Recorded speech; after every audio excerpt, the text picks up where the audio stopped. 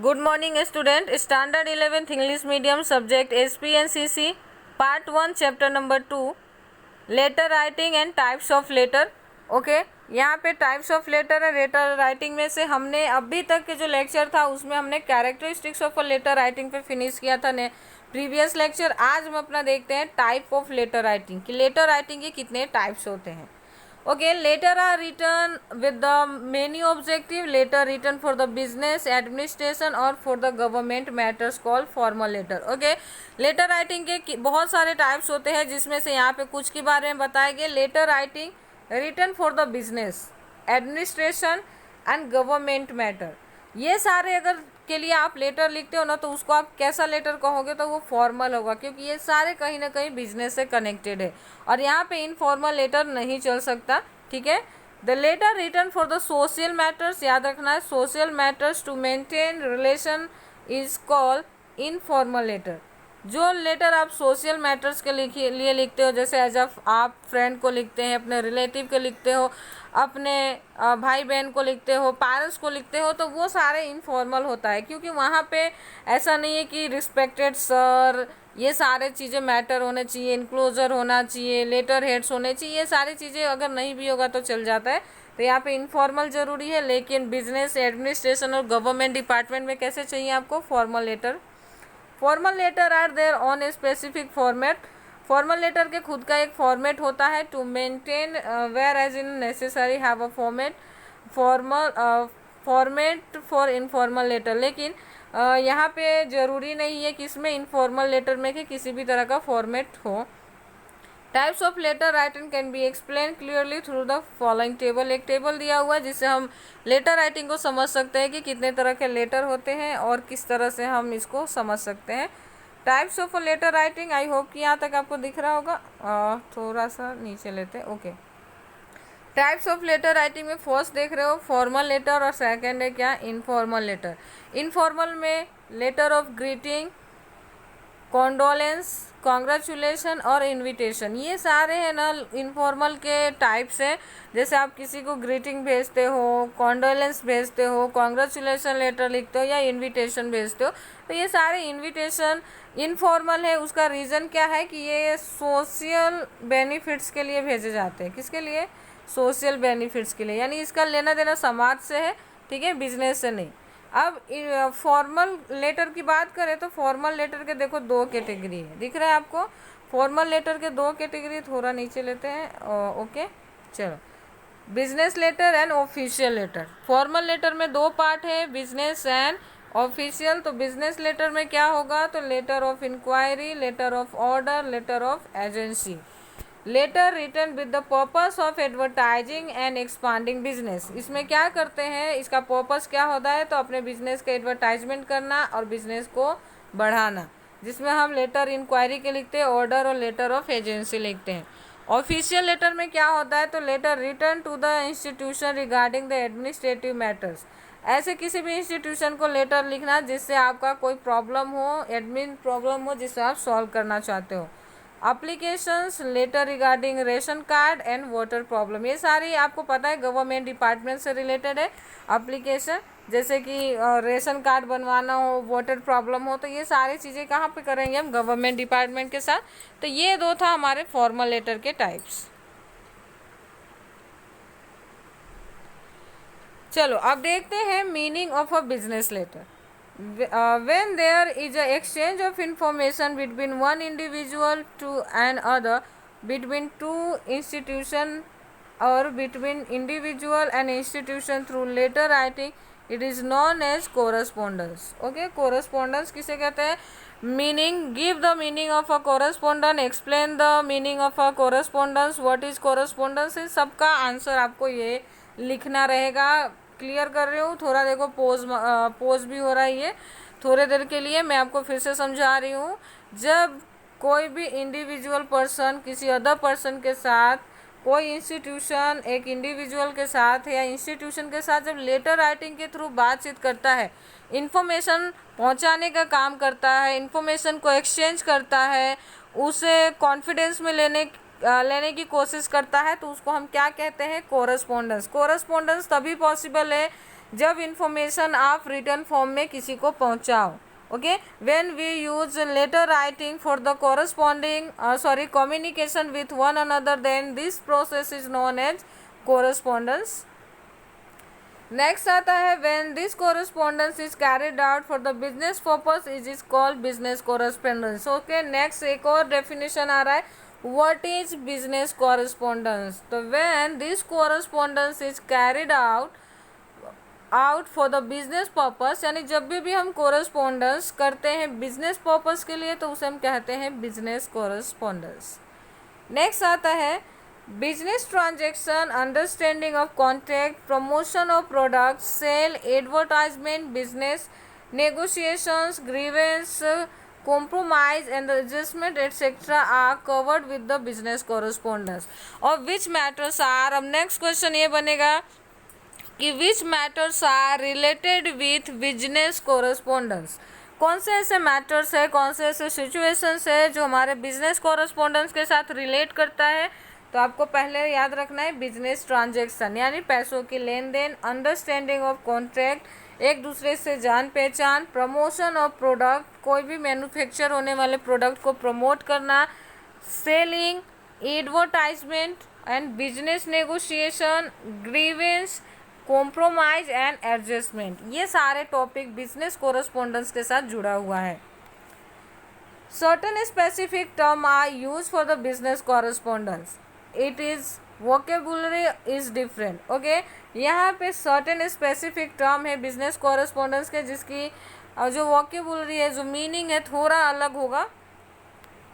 So we can say that communication take place with the purpose of a business in a proper format and having a specific vocabulary is known as commercial communication. अब ये क्या आ रहा है, नया एक और definition आया इस पैराग्राफ में, ये 4th नंबर का क्वेश्चन बन रहा है, what is commercial correspondence. Clear, we can say that. Okay, यहाँ से आपको नहीं लिखना है, यहाँ से हम लिखेंगे communication that take place with the purpose of business. कोई भी कम्युनिकेशन जो बिजनेस पर्पस के साथ किया जाए इन प्रॉपर फॉर्मेट में and having a specific vocabulary is non as commercial communication. Clear, next देखते हैं इंपॉर्टेंस ऑफ लेटर राइटिंग क्या दिया है। चलो, business is one of the important pillar of financial assets of a company. Business एक important pillar है financial assets के company के लिए। It has also a mean of obtain employment and income for the people. ये वो भी जगह है जहाँ पे लोगों को नौकरी मिलती है, जहाँ से लोग इनकम अर्न करते हैं। The trend of a business keep on changing and in the changing trend one has to be touch with the customers related to business, manufacturer, distributors, firm, institution, government and the machines to be survive in the business and for the development of a business। आज हम अपने business को develop करने के लिए जो आज business का ट्रेंड बन गया है वो थोड़ा चेंज हो गया है।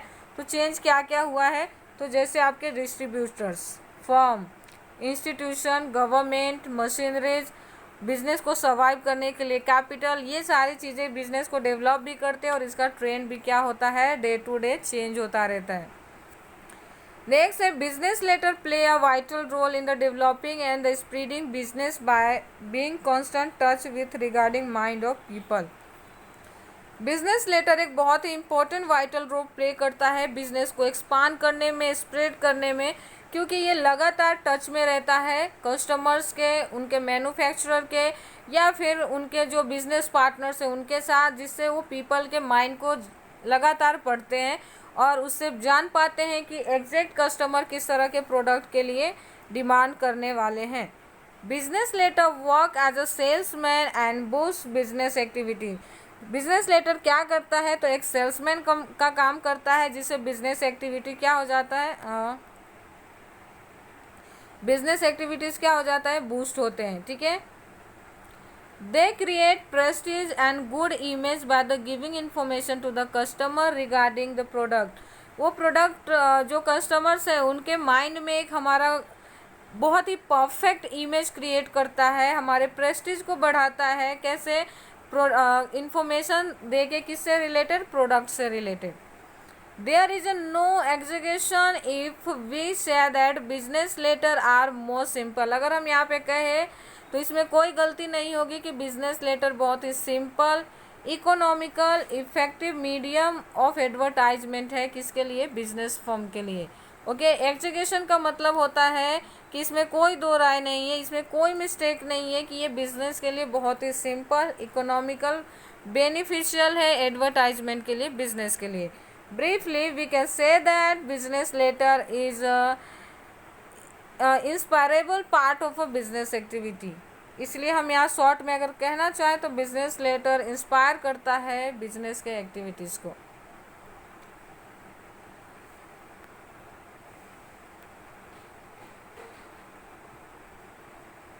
चलो नेक्स्ट देखते हैं इफेक्टिव बिजनेस कोरस्पोंडेंस।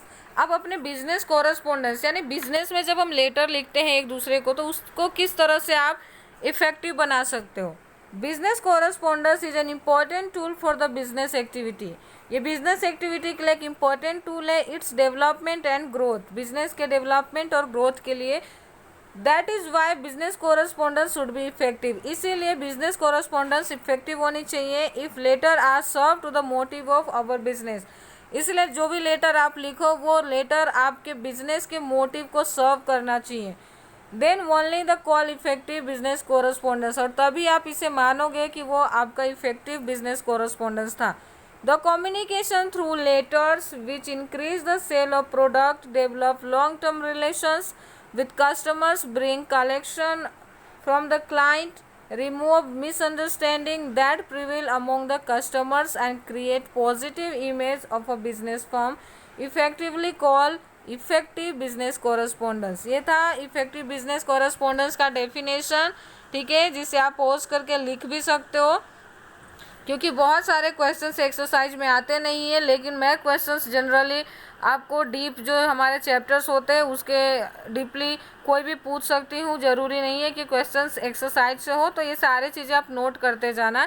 तो हम इफेक्टिव बिजनेस कोरस्पोंडेंस किसे कहेंगे?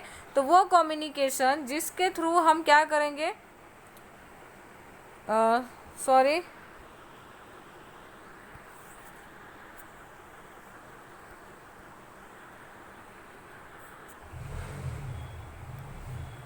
okay, sorry for that, the communication through letter which increase the sale of product। ऐसा लेटर जिसके वजह से हमारा प्रोडक्ट का सेलिंग बढ़ जाए।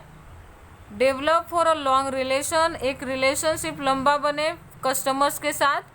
Bring collection from client, client के पास से कलेक्शन पॉसिबल हो। जिस तरह की मिसअंडरस्टैंडिंग क्रिएट हुई है वो दूर हो जाए। प्रिलिंग among the customers and create positive image of a business firm. अगर हमारे बिजनेस का फर्म का जो इमेज है वो पॉजिटिव मार्केट में दिख रहा है, तो ये सारे हमारे इफेक्टिव बिजनेस कोरस्पोंडेंस की वजह से पॉसिबल होगा, और तो ही हम कह पाएंगे कि ये बिजनेस के लिए इफेक्टिव कोरस्पोंडेंस हुआ है। Effective business correspondence is a result oriented and it's return with the specific purpose. ये क्या है? तो ये रिजल्ट ओरिएंटेड होना चाहिए और इसे एक स्पेसिफिक पर्पस के लिए लिखे जाने चाहिए। नेक्स्ट है that is why it should be drafted carefully. इसलिए ज़रूरी है कि इस तरह के लेटर आप बहुत ही केयरफुली ढंग से लिखो, मतलब बहुत ही ध्यान से लिखो, बिना किसी मिस्टेक के। मिस्टेक अगर आप एक बार लिखने के बाद रीड करो, अगर उसमें आपको फिर से कोई गलती लगती है तो रीराइट करो फिर से उसे। The effective business letter should be contain the characteristics of effective business correspondence. इसके बहुत सारे कैरेक्टरिस्टिक्स होता है जो उसके कंटेंट के अंदर दिखने चाहिए। तो ये था हमारा लेक्चर आज का, जो हम आज यहाँ पूरा करते हैं। Thank you.